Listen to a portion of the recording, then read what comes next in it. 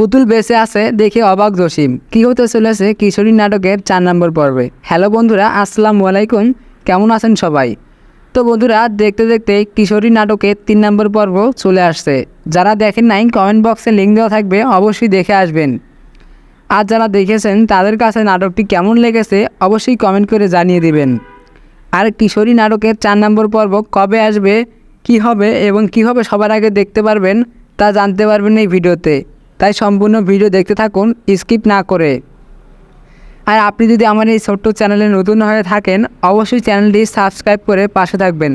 তো বন্ধুরা, আপনারা কিশোরী নাটকের 3 নম্বর পর্বে দেখেছেন যে লাবণী ও জসিম যখন লাবণীদের বাসায় আসে, তখন সে দেখে যে পুতুলকে জসিম মেরে ফেলেছিল সেই পুতুল লাবণীদের বাড়িতে।